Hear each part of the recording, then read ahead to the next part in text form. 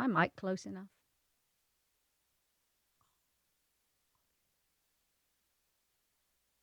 Oh, they may be playing football, and the crowd is yelling, kill the referee.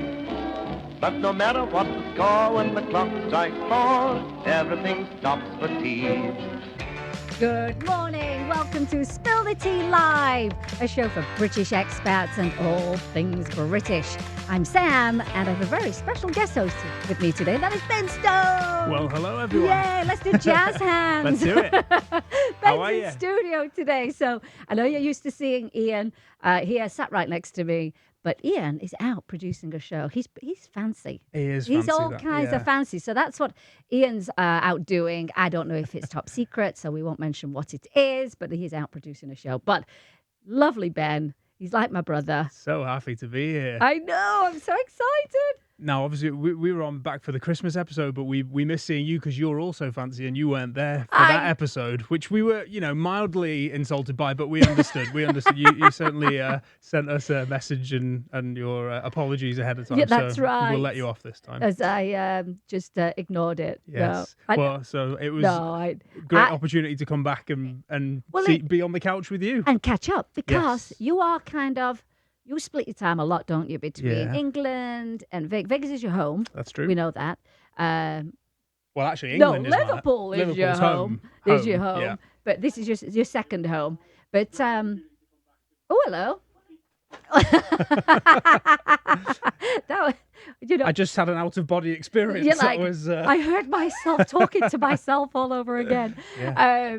Because you split your time. Mm-hmm. Yeah. Between here and a lot of other places, but you have got your two homes and stuff. That's right. And we've been friends for a really long time. I don't even know how we became friends.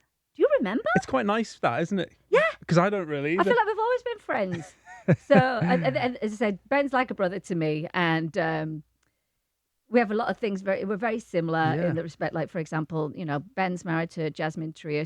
Jasmine was on the show. My husband Jim.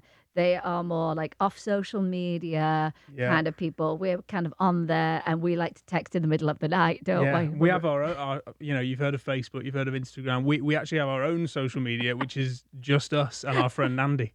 It is every day. So we sort of have our own. We edit what we can put out there, decide if it's okay, then we just send the clean stuff out into the world wide web. Every day our friend Andy Walmsley pops up. He's in New York, so. Well, when he was in England, it was popping up at all kinds of random times. Yeah. But we have this it's been going forever, that thread on text. I mean, forever. I was so our friend Andy, he's a very well-known set designer, has designed shows for all kinds of TV shows and that you've heard of, America's Got Talent, American Idol, all the biggies.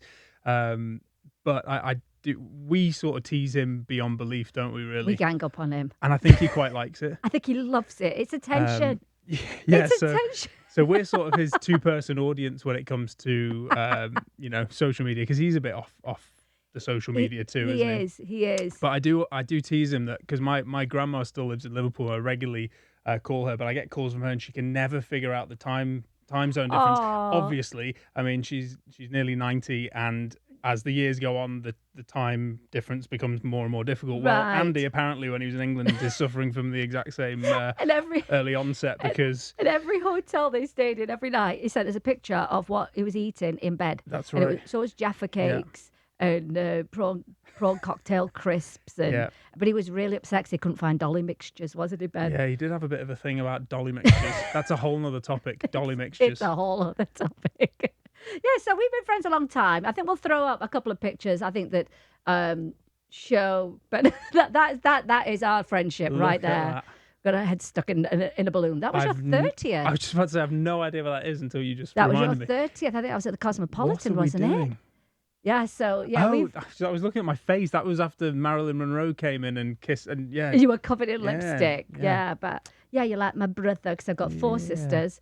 And got a little surprise later coming on. But Ben's like one of my brothers. But we can always chat up a storm, can't we, Ben? We can. It's gonna and be... we plan to today. But we want you involved. We want you to chat with us too. Because, of course, you can't avoid...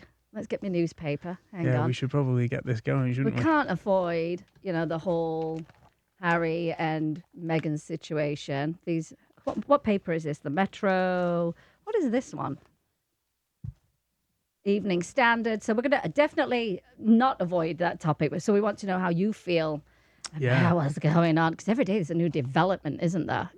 It's been quite the soap opera this last week, hasn't it? It has. I was listening to London's Biggest Conversation. I listened to Radio Hallam in Sheffield and the BBC, of course. And I thought, well, I'll put my 10 tons of makeup on for TV.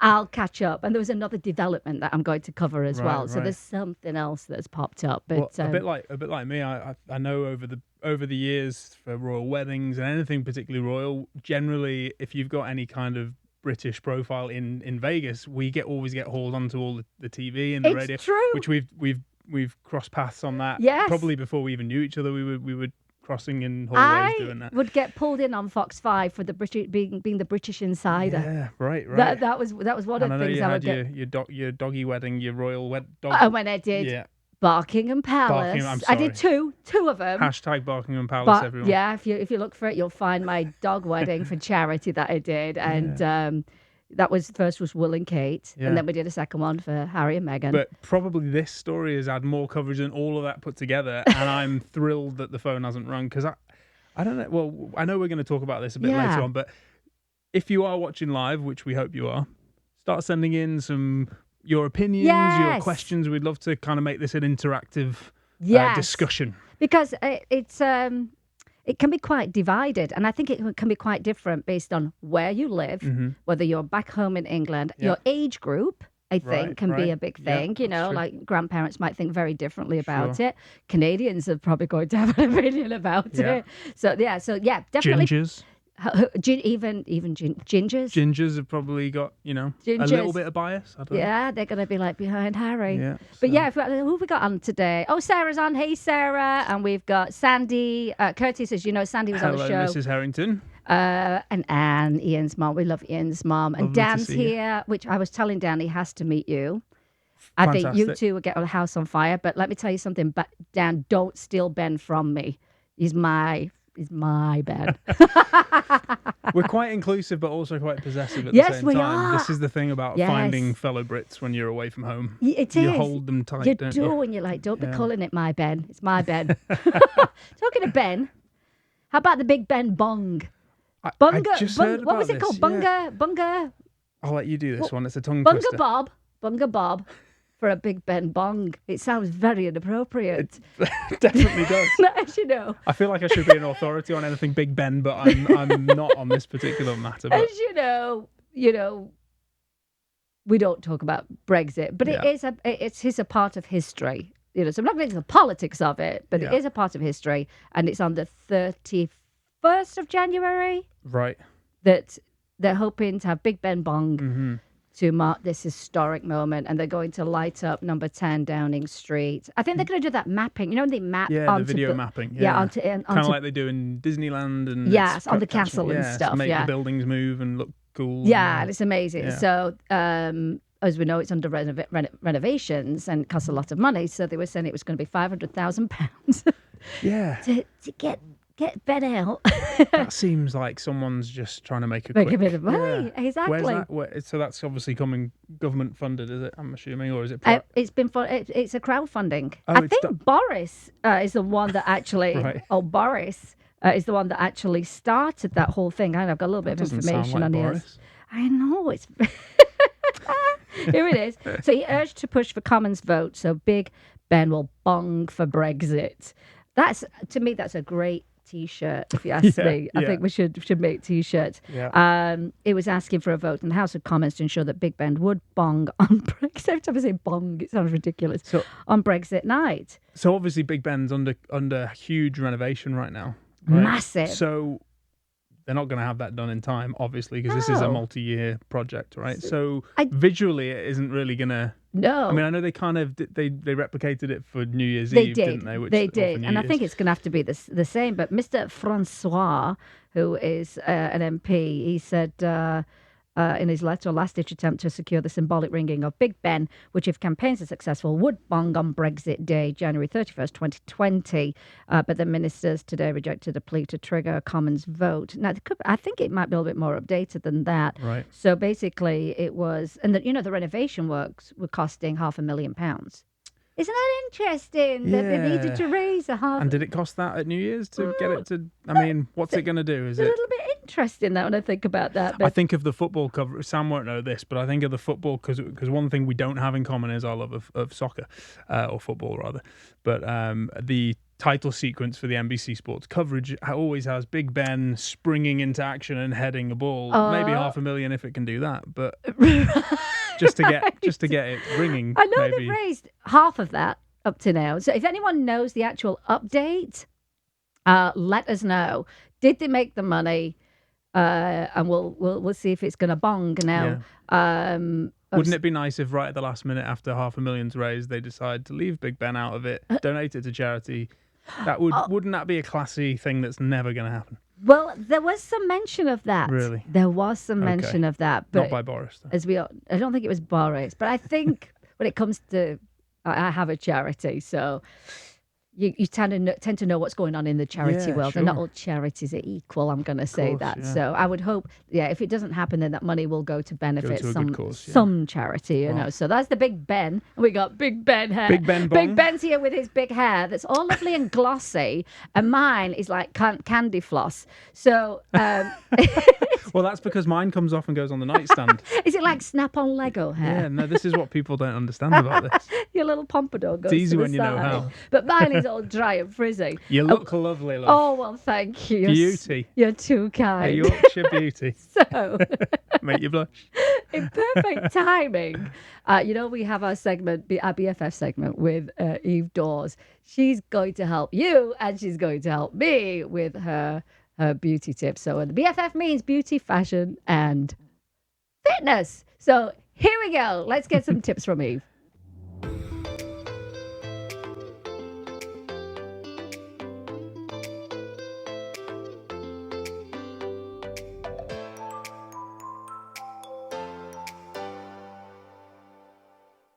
Thanks guys, and good morning everyone. Today I wanted to share with you some of my winter skincare tips, because when it gets to winter we really want to change up our winter skincare routine. Whoever you are, these tips apply for everyone, because that cold, dry climate really does play havoc on our skin. You know, when it gets dry and sensitive and red and all the things we're trying to avoid.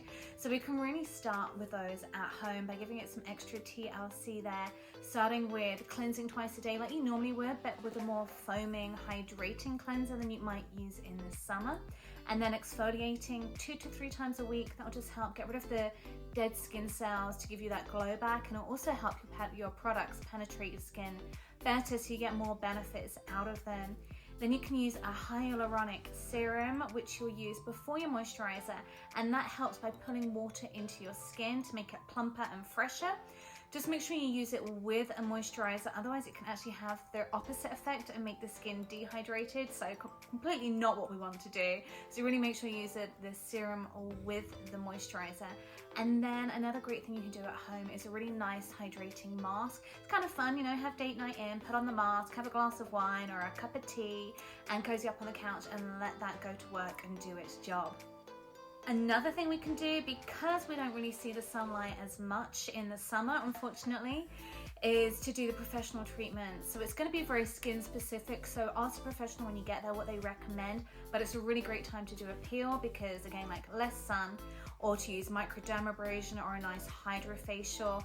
Whatever you're doing though, make sure you're keeping your SPF up year round. I know it can be hard to keep up, but that SPF 30 all the way up to SPF 50, once you get over that, you're not really getting much extra benefits. So SPF 30 to 50, that's going to be your golden spot for those. You can also have a humidifier at home that will really help with not just your skin, but your breathing and your hair, because I can get super static this time of year, and then it's like crazy unmanageable. So sorry, excuse the flyaways. And then the last tip I have for you is to remember to hydrate. Just keep the water intake going, because you'll really notice when you hydrate from the inside, that will show on the outside. All right, guys, I will see you all next week.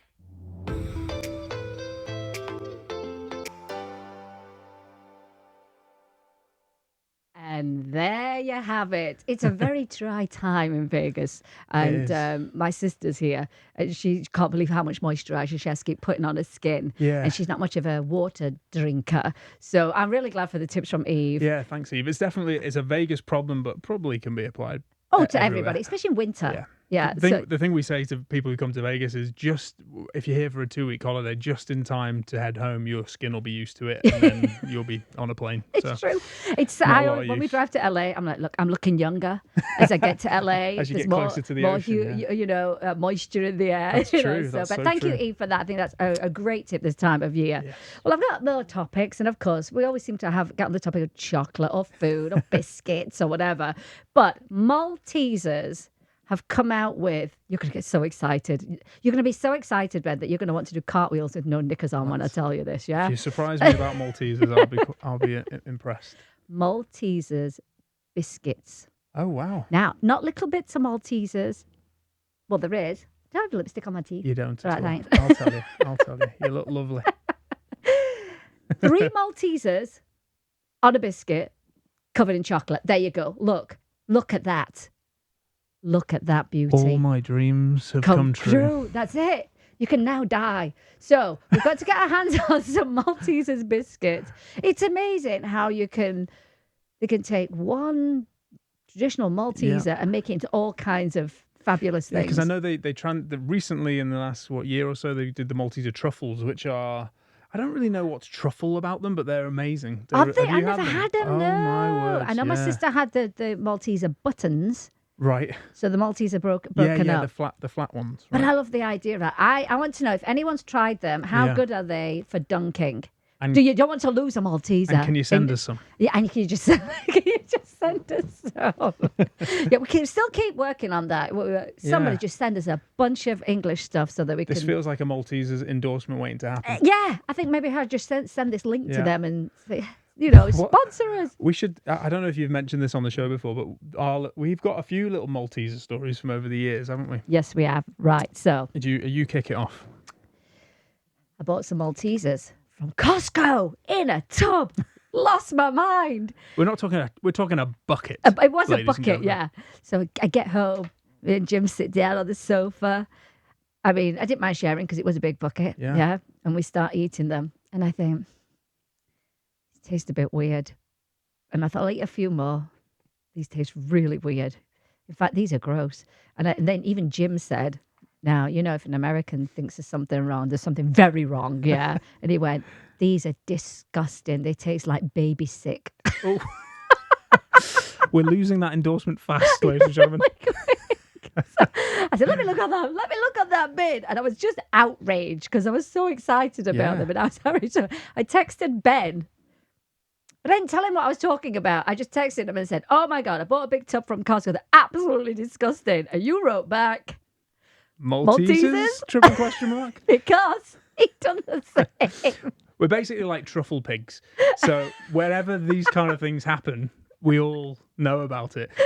Yeah. But it was such a high and such a low in one day, wasn't it? To find them and then be that disappointed with these waxy knockoff. Bitter aftertaste, wouldn't go away.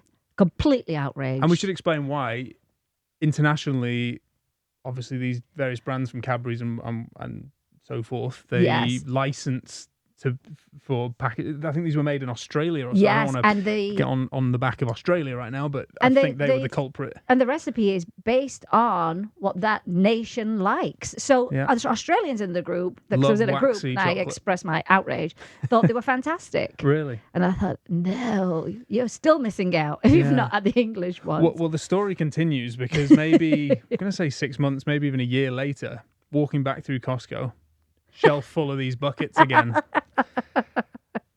Even though we already know these are decoys, these are fakes, these are illegitimate, posing as the real deal. You still grab another bucket, just hoping, just on the off chance that something's changed. This batch is different. I mean, it's really, it gets that desperate when you're away from home. It does. So one bucket goes in the trolley, check out, get home, try them. It's only the real deal. No. Do you not know this? No, I didn't. They must have had, 100 of these buckets, and it was the real deal from the UK, not you from go Australia. back? I've never left the house so fast in my life. Went back. I think I bought 10 buckets. I thought a lot of people got the message from me once I'd obviously got myself taken care of.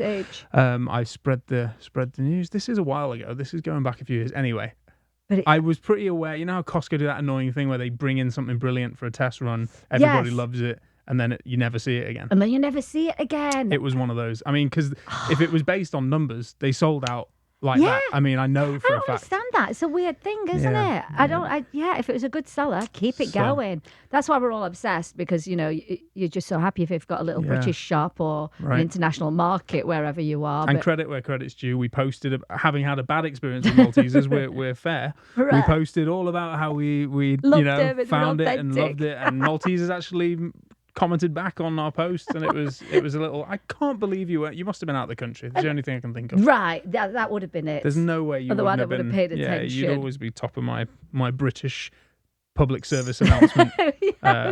So if anyone's had them, let's have a look. Has anyone had? I haven't heard of them before. They're new. They're very, very new. They're a multi-flavoured ball of biscuit covered in chocolate. They're yum. Sarah's had them. Yeah, Sue's asking what they are. Sue, you haven't lived if you don't know what they are. Yes. Someone's already answered. Yeah. A multi-flavoured ball of biscuit. Hello, Patrick. Fantastic. But yeah, we do. It's funny. Everybody just... That's right. Patrick was on the list. I'm going to look up that text in a minute. See if I was on it and ignored it. I don't normally, though. I'm quite good like that. Did you get any, Patrick? Because they were going fat. I mean, I must have got 10 buckets to send around to, family. And you always have a good stash, though. Yeah. Generally speaking, there's at least 3 or 4 suitcases a year getting smuggled in. If Ben gives me a bag of stuff when he gets back, I don't tell Jim about it. Jim just finds Sam in the cupboard with the door closed. Everybody's done it. Here's crunching. Done it. Now, I was saying about it, you would be so excited about these Maltesers, you'll do a cartwheels with no knickers on. But talking of knickers... What a segue. What an amazing segue. Talking of knickers, let's get down here. Queen Victoria's big bloomers and the boots are up for sale. You know the big bloomers that have the split? Are these authenticated? These come with a certificate? What? Right, so... What's the test for this? The silky pants. Right. This has taken a turn, ladies and gentlemen. They didn't look a bit silky when I looked at them. They looked massive, though. The silky pants are described as large size by the auction house. They've been very polite there, very British. They've checked that with Buckingham Palace, haven't they? A pair of Queen Victoria's ample bloomers and 2 pairs of her boots are to be auctioned, as they were taking up too much room in the owner's wardrobe. Amazing. How big were they?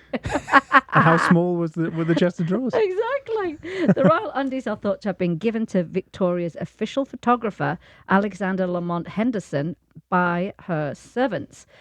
His great-great-grandson, Roderick Williams, said they're not so small smalls, which, if you are not British, we do call our underwear smalls sometimes. Anything unseen is a small. Your smalls. Had been passed down the generations. And so Mr. Williams, who lives near Norwich, said... Worn by generations or just passed down? I should only walk. They're not like hand-me-downs, like I got from my older brother. It's not like that kind of thing. I don't think it's quite like that. Okay, just clarify. It's quite as nice. He said he needs to make some space. They're huge. Wow. I mean, really, how huge are they? And I looked at the picture. They did look big. But although the silk bloomers are on the roomy side, auctioneer Charles Hanson said the leather boots were a size 4. Great. Bid on them for me, because I looked at them and I loved those little boots that she had. They were fabulous. And showed how dainty and narrow her feet were. Wow. In relation to her big bloomers. Anyway, the makers, J. Sparks Hall of London, claimed she wore those boots daily. Wow. So she wore boots instead of shoes. So there are 2 pairs of boots included in the sale. And Mr. Williams said his ancestor worked for the monarch up to her death in 1901. When he became a thief and... Yeah, you know how that happens. And he thought the clothes were probably given to him by royal household servants in return for taking photographs of them. They said, drop these off at Oxfam. Yeah. And he went, sure thing. All right. And then he put them in his tiny drawer. He says, we think Alexander caught Queen Victoria's attention thanks to his experimental colour work with glass plate, lantern slides and enamels. She commissioned several coloured enamel pictures, and these included portraits of her husband, Prince Albert, and a Scottish attendant, John Brown. Now, apparently the bloomers are silk and lace. Bodices and the skirts were among items given to the royal photographers. He had a fair bit of stuff. Right. And he says he's not selling those. Just the knickers and the boots, along with some stock. So they're going to go under the hammer in Etwall, Derbyshire, Tuesday. So that might be today, or it might be next week. I didn't quite check the date on that. But they have a guide price, the boots of £1,500 to £2,000. And right, so the bloomers go back to 1880. How much do you think they're going to fetch in pounds? Well, I think. Is this just it might be real? Like, is there any kind? I mean, how do we? Is it got the royal label on it? Seal on it? Yeah, you know, Victoria, in case she lost him. I feel Her like name in the back. Queen Victoria, in case you lose your knickers, never mind.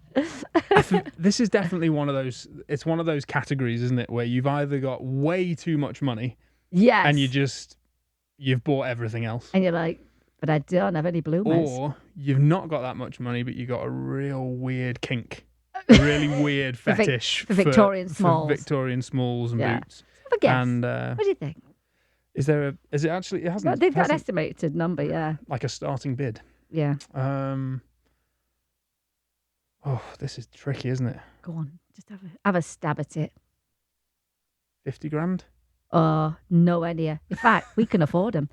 600 to £800. We could afford those knickers. Let's have a whip round, everyone. But they say that combined together, of course, it will bring a lot more money. But I thought that was the £600 to £800 price tag makes me think possibly there's not an HRH seal or any form of authentication. 50 grand was perhaps a little bit ambitious, but isn't it amazing though that knickers have stood the test of time?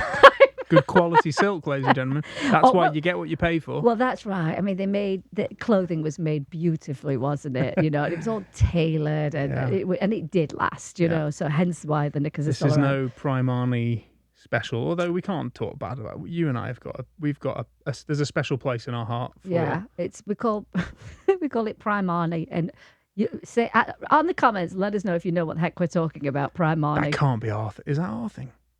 I don't know. Or is this like Marks and Sparks and everyone knows? Marks and Sparks, I don't know. We'll find out. Let's see if Primani special. Let's see what your take on that is.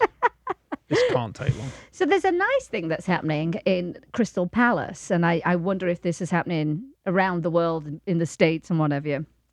There's a company, and for some reason, can't remember the name of it, thought I'd written it down, but it's at Crystal Palace, and basically it is, let me scroll back a little bit to this little story. It's about why buy when you can borrow. And what you can do, I don't know why I don't have the name of the place, but it's in Crystal Palace, and I'll put it up after, of course. But the whole point of their business format is you borrow things a lot of things that would be very expensive. And you think, well, why would I spend the money on that? I'm going to use it once, kind of thing. Right. So what you can do is borrow useful things for your home, projects and adventures that are affordable, convenient, and kinder to the planet because you're not buying something. Right. Multi-use, yeah. So, for example, you can rent a dehumidifier, which we do not need here. We need a humidifier for £4 a day. Or you can rent a gazebo. You've got a special event. You're not going to buy a gazebo, but you can rent a gazebo for £18 for the day, which is much cheaper than buying one. And then you just return it. You know, your waffle maker. You're having a waffle making breakfast charity event. It's £3 for the day. This is, yeah. I think it's a great idea. It's almost like a library of stuff that you wouldn't normally. I love this one. You get the tea urn. The tea urn's only £3 a day as well. But they're doing, in 2020, they're doing this big 2020 borrowing challenge. Right. Start borrowing as opposed to buying stuff. Interesting. So you can join your friends and neighbours in Crystal Palace and make a New Year's resolution to make a difference. Well, see, I'm a bit too much of a germaphobe for a lot of the things you've just mentioned on that list. Yeah. Now you've mentioned it. I ain't eating waffles off some dirty waffle maker. And that's not a euphemism, ladies and gentlemen. But the point is definitely, and it's actually on my list of things to bring up today. Not a fun subject, obviously, but climate change and single-use plastics and these types of things. and the differences between England and Europe and here. Oh gosh, And vast difference. Yeah, it's catching on slowly here, but it's very slow. Very slow. I felt the same way. I was back home back in November, and they've got a bin for everything at home. And I know it's probably an absolute pain, sorting, but it does make a difference. I remember, going way back, like, I don't know, 15, 20 years ago, the little green compost bin by the sink for food waste. Yeah. And they're not even doing that now, No, I know. I do find it very, very slow catching on here. And one of the things I noted, like you were saying, single-use plastics and stuff like that, back home, my sister lives at Anderby Creek, not far from, we call it Skeg Vegas, but it's Skegness, yeah. But the beach, it was clean. Yeah. The beach, but there's a big effort to clean it. And it wasn't always that way, obviously. No. I mean, anyone who's been to seaside resorts in England 20 plus years ago knows the difference between then and now. People have finally got on board with it, but they have a great incentive program where my sister is, where they have a little area station, pick up a bag, and they do these pick up the trash kind of days. But after you've picked up all the rubbish, not trash, bilingual. Cake and a coffee, cake and a tea after. Right, okay. I'm all about that. For your labours. For your labours. Yeah. And then it becomes sociable as well. Yeah. And there is nothing more relaxing than being on the beach, even if you are picking up rubbish. And being honestly, on the beach is like nice. anything you do, it's the people you're doing it with, right? And it's kind of like going to homeless shelters and feeding the homeless, whether you do that regularly or it's such a feel good thing that to do that with your family or your friends on a Sunday afternoon or whatever. It's, I mean, obviously that is a little bit more of a specific thing to do, but just the general, plastic bag. I remember old TV shows and movies, it was always paper bags in America, wasn't it? Yes, that's right. And then it became paper or plastic. Yes. And now it's like, would 3 bags inside each other be enough, sir? Right. It's just like, how many, can we give you some bags? Yes. It seems really over the top. And I know it's in fairness, it's not, the thing about America is a vast country. Yeah. Every state is like its so own different, country. Yeah. So Nevada, frankly, is one of the worst. But you go to Hawaii, where my wife's from. Yeah. Bags are, they have the bag culture and the straw culture where they just don't do it because of obviously all the marine life everywhere. It's an island state like a lot more awareness. Our situation but most back people home. back home, we went, to the supermarkets and stuff, and everybody takes their bags. It's become second nature now, isn't it? It is second nature, and we do need to definitely jump on that. But my sister was saying they had a pretty bad storm, and a lot of stuff did wash up on the beach. Right. So it wasn't necessary from people being on the beach, but she said lots of weird stuff started washing up, I mean, the thing is that's not necessarily coming from the coast of England. That's floating across the water and coming from elsewhere. Didn't they have a motorbike, after the whole, was it the Fukushima plant in Japan that, blew its top? The tsunami. Oh, the one going back a bit. Yeah. Right. And they had I swear it was a Japanese bike that washed up on a California shore. So stuff was coming in, So I don't like to see that. I really don't. I think there's a lot you can do yourself. I hope it's like a tipping point here too, where it suddenly becomes a cool and trendy thing. Yeah. I mean, I do. And it's second nature thing. A lot of people I know do. I think, with the profile that, with the various campaigns and people fighting for this, I think it will hopefully tip here. California, I know, is great and leads the way with that kind of stuff, obviously. The more liberal the place, the more, generally speaking, the more they've banned all care kinds about of things now, haven't they? They have that, what do they call it? Prop something? That actually you have to identify whether, this newspaper you're about to read is going to give you cancer. Right. But that's how I found out a lot of things about shampoos and pet shampoos. Right, makeup, all this kind of stuff, right? They tested 100, we're going on a different tangent now. Yeah. Well, it's back to the hair thing, but they tested 100 shampoos and found in every single one of them, there were cancer-causing agents. Wow. Now, if it's not listed, how are you going to know? I did a lot of research on that, and it's the same for pet shampoos. Yeah, I was going to say. There's only one I would recommend. That's probably how you stumbled upon. It's funny how people often find the animal and the pet concern first, and then they're like, hang on a minute, let's check our shampoo. And there's a parallel to it, and four-leg is the only one that you should use because there are no cancer-causing agents in it. Right. Now, it might say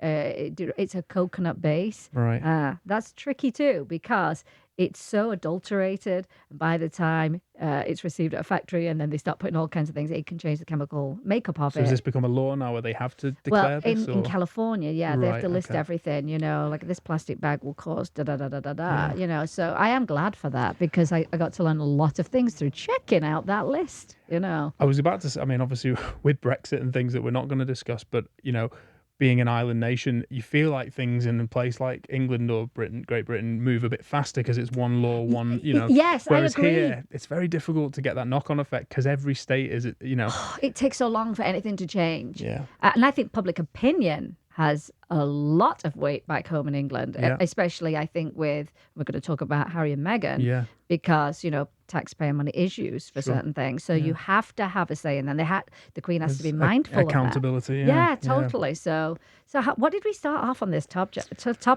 Borrowing. Yes. Good job I got some notes. So borrow your bags.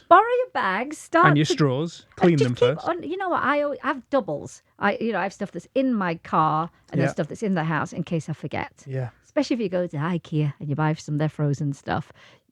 That's not good. You plan to go somewhere after. Forget and it. And recycle, guys. If you can. My mother taught me well with recycling. I'm a bit of a recycling crusader right now, but this is important stuff. I look at the amount of recycling I put out weekly for my house, and it's staggering if you think about it. There's two of us. I know. Yeah. It is. You've got to, if you're a little bit mindful about it, you can make a difference. You just feel better about it yourself. But so it's they call it borrowing as a new buying. And basically you go in, there's a little computer screen, you pick what you want, you got the key, you open up, take your thing and return it back the next day. I think it's a great idea. Yeah. And it's probably better than trying to call a friend and saying, do you have a jackhammer I can borrow? Yeah, because if you're paying something for it, there'll be some level of standard and cleaning and keeping upkeep. Right. And, it's got to come back in the condition that, they took it. So I really, really liked it. I thought it was a great idea. But if there's anything in your area... I'm just giggling at your brother is funny. Let us know if there's a program like that where you live. But my brother just come out with a cracker, which I'm a little bit upset about. I was about to say it myself. I'm not one to claim all the glory, but he's come up with a good line. He said, "Are they Queen Victoria's Secret?" But hang on, boy. Wasn't Victoria's Secret some history about Queen Victoria, about how she started Victoria's Secret underwear? It sounds quite likely now. Somebody Google that for us right now. Silky knickers, and it all began. Oh, she said, "What a beautiful man." I'm assuming she's that Peter's talking Hello, about Mr. you. Tat. Peter Tattersall, good to see you, mate. Thanks for tuning in. Interesting little update on immigration. It's actually not really an update, but it's really about enforcing something on immigration. So if you are going through your immigration here, and we've all been there. And some of us still. You can make mistakes because you don't know. Sometimes you don't know what you don't know. I know that when my twin sister was having her baby and I wanted to go and I was going through the process, it was many years ago, I had to get an advance parole to leave the country in order so that my immigration paperwork wouldn't be void. Wouldn't elapse. And I'd be able to come back, kind of thing. Now, of course, over time things change, but here's what you need to know if you're going through it. They really are going to enforce this. Failing to admit you're an immigrant on your tax return or failing to report some of your income could get you deported. Wow. So make sure you do that. You're a citizen, yeah? I am, yeah. Me too, dual citizen, yeah. I think until you become a citizen, maybe even a permanent resident, possibly, but the one of the biggest fears is doing something wrong by accident and it counting against you forever. Yes. Especially here. Yes. It's a little bit scary because I see in a lot of the British groups people saying, I remember when they gave us our interview date and it was literally like 2 years ahead. Yeah. And I would check that calendar. I mean, a year before, just paranoid I was going to miss it, But that was one of the things. And I only came across this advance parole by chance. Interesting. And it's changing all the time. And I didn't have a computer back then. Here's another one. Men between the ages of 18 and 25 who hold a green card must register with the U.S. Selective Service. failure to do so could lead to deportation. I think I got my green card just after I was 20, but I did spot that and go, Ooh. I mean, you have to register. yeah. Doesn't mean Yeah, you're it getting doesn't mean- drafted yeah, in, but you do yeah. have to register. And then here's the other one. An extended overseas vacation, hollybobs, as we like to say, could cost someone their green card. It could be considered abandonment of the green card itself. Really? So you just can't be away for too long. Something like you got to be in at least 6 months, right, to be considered a permanent resident. I think 6 months of the year. I think that's correct. Yeah. So yeah. But you know what? Do you know what I've been looking for a while? I've been looking for a British immigration lawyer here in the Right. States that we could have on the show. So if you know someone who's a British Right, immigration a Brit, attorney, lawyer, Interesting. make sure you send us a message or tag them right now, because I'd really like to have them on, because things do change as you go along. So yeah, check your status. Make sure you don't make a mistake, because it's quite scary. You can't don't cut corners when it comes to this stuff. No. Pay the money. In the long run, it's worth the attorney, worth the advice. Worth It doing is. it. Don't doing it try right. and figure it out, Yeah. because I've seen lots of things that I know to not be true. And it's advice that people are giving. I'm like, don't do that. Yeah, I mean, there's a lot of these consultancy blogs and things online and forums, and unfortunately, like anything that you put in the internet, there's Yeah. you don't know quite if it's You don't. current. Because sometimes it was right 6 months ago. That right. But it might not be right today. Yeah, So. yeah. So definitely check on those. But yeah, if you know someone, definitely let us know. I thought that was interesting about having to put that on your tax return.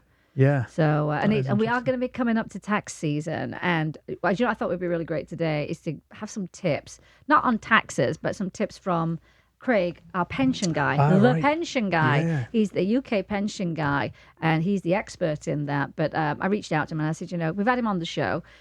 Have you got any tips for the top of the year? What should we be doing? So here's a nice little segment. Hi guys, Craig the pension guy here. Good to see you. I've been asked a lot by clients recently to give me some tips, or give them some tips of what to do this year. My only tip is going to be start saving. No matter how old you are, no matter what it's for, just start doing it. The biggest problem people have is not actually starting to save. So save, set up a plan, whether it's cash in the bank, cash under your bed, or setting up a 401k or IRA or something with your financial advisor. Just do something and then stick to it. Stick to it for the long term. If you're investing for your future, then short-term volatility shouldn't be a concern to you. We're gonna see some volatility this year for sure. It's an election year here in the US as well, so there's no way of getting around that. With everything that's happening in the world, Brexit and the China trade agreement, etc., we're gonna see some rocky times. It will always get better after a downturn, so do not be concerned for short-term volatility. Invest for the future and just stick to it, however much you can afford on a monthly basis. Also, when it comes down to your UK pensions, if you've worked in the UK and think that you might have something there, give me a shout. I don't charge anything to find it. I don't charge anything to answer any questions. And it's a real simple couple of minute phone call I can have with you to understand if there's anything worth looking for or worth chasing. So I hope you all have a really, really successful 2020 and let me know if I can be of any help, and hope to see you guys on the show soon.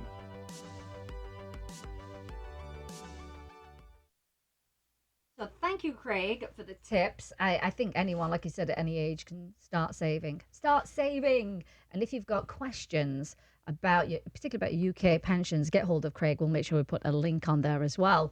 But there was a disclaimer at the end of that, of course, being in, the financial market, things go up and down. Of course, yeah. And like you said, and when it's an election year, that can be all very like, what's going on? So to kind of expect that. So, but yeah, thank you very much, Craig Morin, the pension guy. Now, right next to me over here, more jazz hands.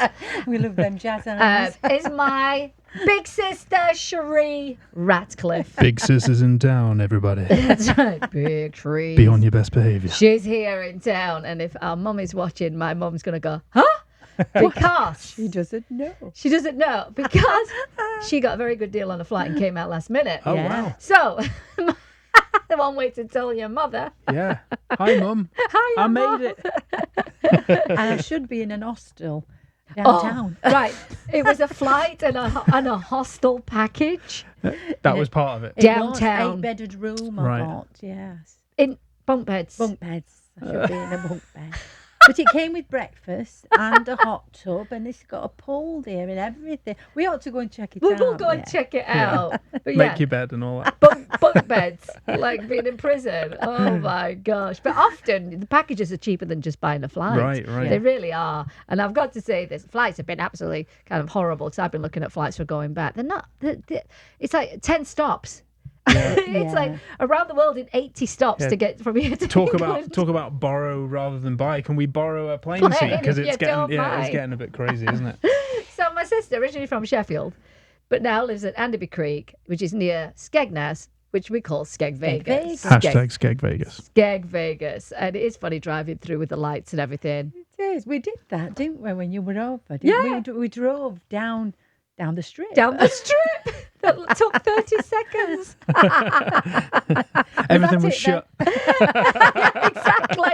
So Skegness is a seaside town. My sister does live at the beach. She's very lucky to be down there. And I love where she lives. And it's so peaceful. But with it being here, I thought, we're going to talk about Meghan and Harry. And I know we have to keep time on the clock because we could talk for hours about this topic. We do. Yeah. But a perspective from us living here. Right. My sister being back home in England. We want to hear from our Canadians. Right. Sarah says hello to you, Cherie. She's looking good. Hello, Sarah. So let's get a general feeling. This is for our audience and watching. What is your general feeling about the fact that they've stepped away and they're going to make this move? Do you think it's going to be a good thing? Just going to be a bad thing? Just a real general thing. But let's keep it respectful too. I think that's really important. And then we also want to know from our Canadians, how do you feel about the move? I mean, I know Trudeau was not aware of this. That's right. And they'd not spoken to the Canadian government about this. So it was like, we've got to have some conversations, because we didn't know. Definitely conversations if it's going to become a security thing that they're going to be asked to pay for, which it seems like it's going to go that way regardless of the deal. And I think so too. So what would you say is the general feeling back home, Cherie? The majority of people feel what? Everybody's got an opinion on it. And they're quite sad to see what's happened. I think there is a sadness. And it is a sadness to it. And I think the first inkling they had is when nobody saw a baby. It was odd. They had the new baby.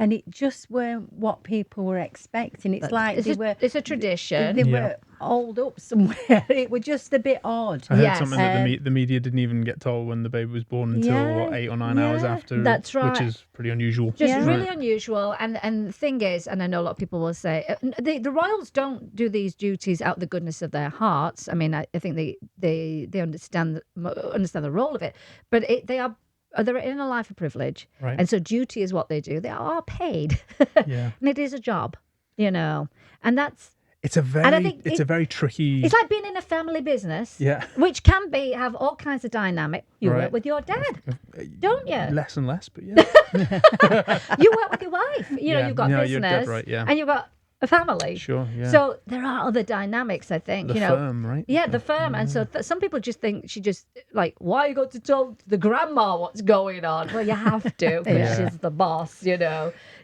think from my side, from all the, coverage I've seen, sadness, I think, is, if there's a buzzword, that feels like the thing right now. The anger, the surprise, all those other things that have come before. Now it just feels a little bit.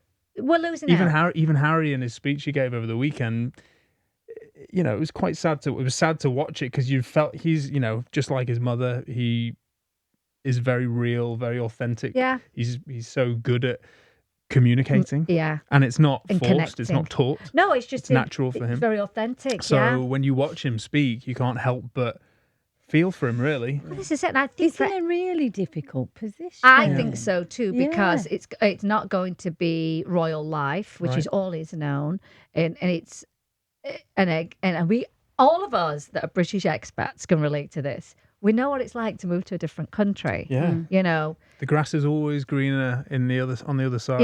Until you get there. So you do get that, but Yeah, I think there's definitely a sadness. He was very popular as Harry. I mean, what's going to happen with the Invictus Games? I mean, short of the Queen, I think it's fair to say, the most That's popular right. senior Yeah. senior He royal, is, right? yeah. I mean, And I think what's sad too is, the royal family generate an unbelievable amount of money in tourism, but not just tourism. It inspires shows like Victoria, the Crown. Yeah. It also is something that British people love the heritage. So when I go home, I want to go to the royal homes. I Get want as close to it as possible. Yes, right? it's not just for tourists, No. and it generates. I had a little bit of information here. It's under £2 billion, Yeah, £2 it's like billion pounds a 1.8 year. billion or something, right? Yeah, and it what it costs to actually maintain the royal family is peanuts. Yeah. They're highly profitable. So there is that balance of. You don't want drama, you don't want scandal, you don't want any of that stuff out there because it is still a business and it's the way that they generate money for the country and jobs. I think to also kind of, I know that we, based on this, we probably are on the same side of this and agree. Yeah. But I think it's probably important for people watching, or like you said, there's a lot of things, whether it's where you live in the UK, your maybe social economic situation, as to what your opinion is on this. I know a Yes. lot of people who are Get rid of the monarchy. exactly. And I think understanding what their role is and what they do would be they may have a different opinion of it. And even if you're not, of that school, I think a lot of people initially, whether they are now, were upset with how this was handled. Oh, Because gosh. it's so. I think the thing that's leaning people to perhaps blame Meghan, which I think is wrong. I think it's that's not awful, correct. Yeah. But the reason for it is the tradition, the standards, the expectations have not been followed, and the only common denominator in that is the new edition, and that's Meghan. That's right. But And it's been a constant. It has, but we did think what they should have had was a much longer engagement.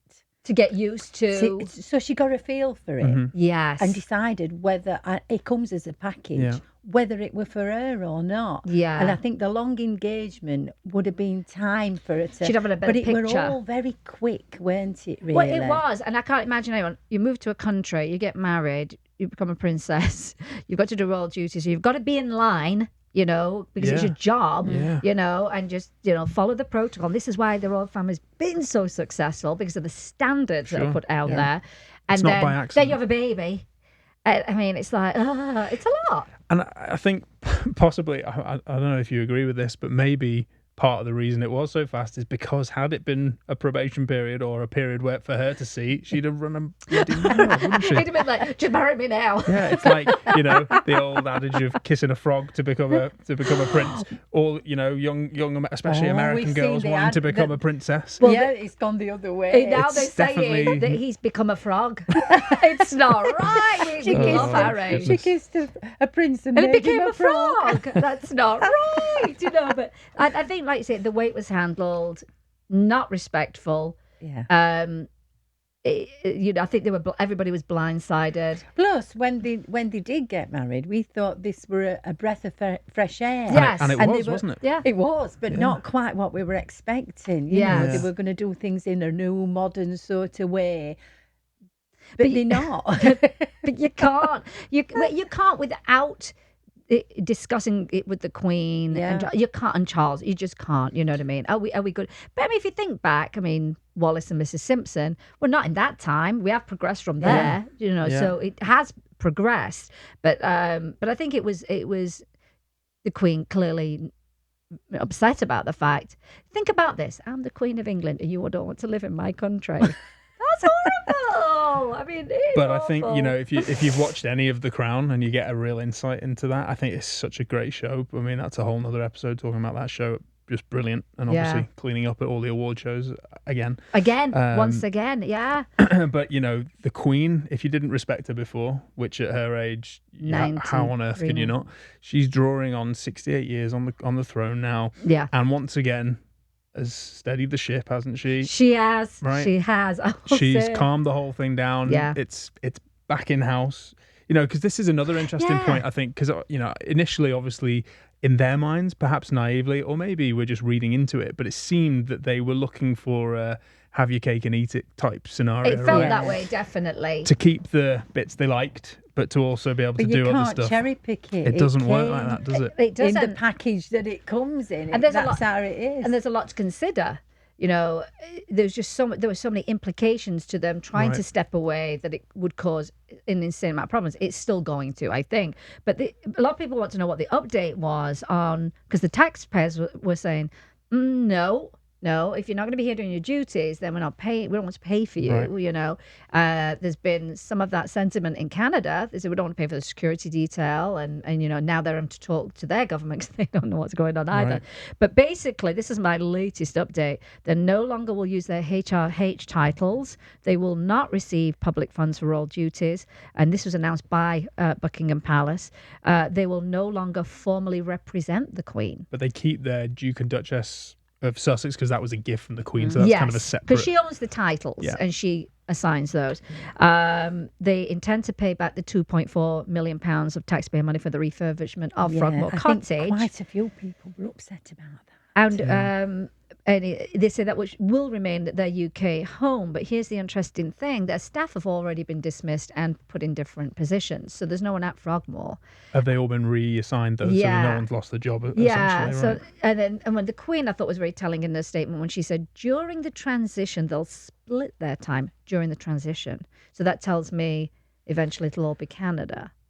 That's what I think. Yeah, or transition into the new. You know, so a few points going on that. Security, I know, is something that's come up a lot. Yes.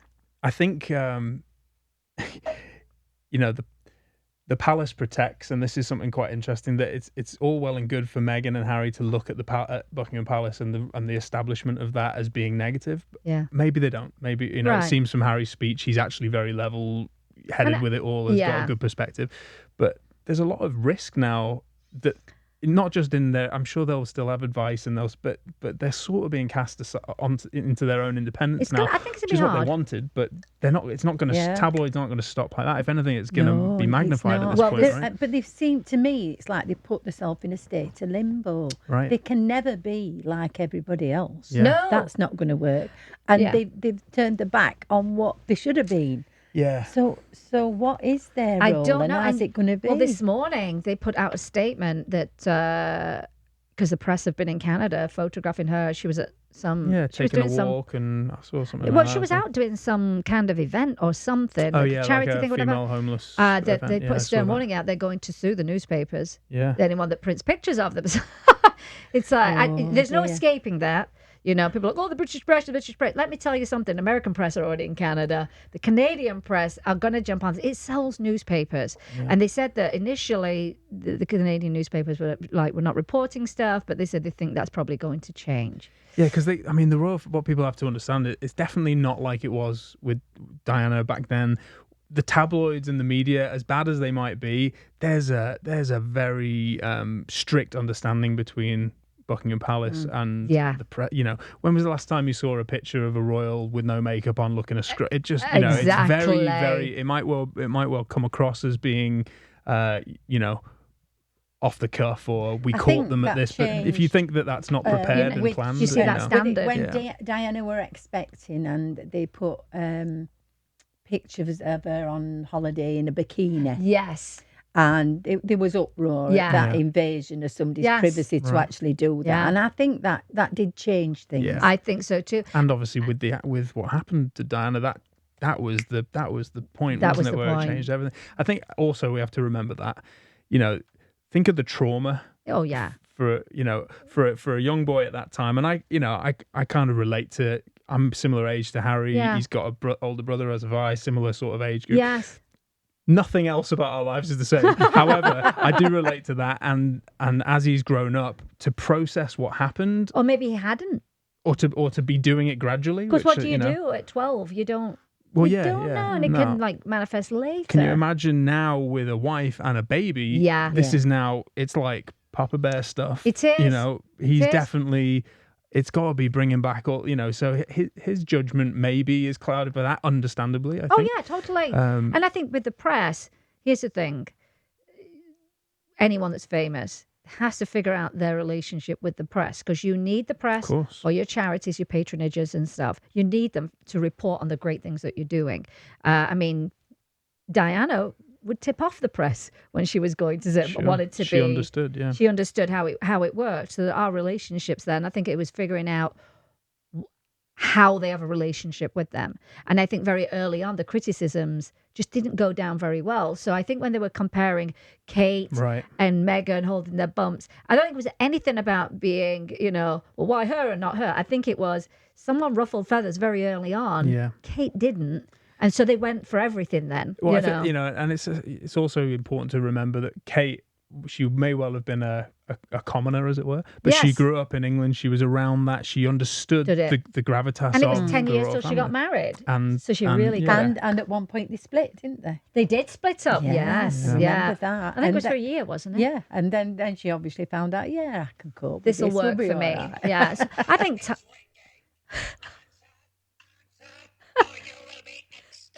That is Doctor Who, my alarm clock going off. Why do I need an alarm clock at this time? I mean, it's ridiculous. But I guess the last question, do you think they're going to stay together, or do you think, it might all go horribly wrong? What do you think? I really hope so. My wish for them would be that they get some time, some distance to raise Archie and to have that as normal a separation as they can. And I think everybody would wish that. And come back hopefully in time, maybe. I'm hearing a lot of, you only have to watch Harry's speech to see it's not really panned out how he wanted, but I think ultimately the bottom line is they wanted independence, they wanted happiness. Yeah. So regardless of it working out the way they wanted or not, it's at this point that if that's his primary focus, then they should kind of be happy with it. For him. You wish people well. You want people to be happy and do okay. And I personally would love that for him. Yeah. And he's a great guy. He's clearly a guy of character. And I think that's why he was so loved, because he was so genuine, you know. Yeah. But it'll be interesting to see how they make money. I had an anonymous piece of information, which I can't disclose, that she's already done the voiceover work for Disney. That was awkward, wasn't it? I don't want to start a whole nother tangent. Because there were still royals at that time, and you can't commercialize the royals. But even if you could, what, you're going to a voiceover in a Disney movie versus being the princess of the real one. It's that made me uncomfortable watching that. That was the only thing that I thought, and I feel like that was just a mishap on his part. I think he was just representing his wife in the moment. You know? It'll be very interesting. It's always a good word to use. That very interesting to see what happens. Yeah. And like you were saying, no one wishes ill on them. That would be a horrible thing, you know. Yeah. But they say the British royal family, like the Kardashians, with an occasional beheading. Well, on that note, I think that's a great way to close out the show, Ben. It's been brilliant having you on the show. Thank you so much for having me. My Ian, sister didn't know I was going to throw her on here, but I'm so glad you to me. Well, thanks for tuning in once again to Spill the Tea live with us, and we'll see you all next week. Take care, everyone.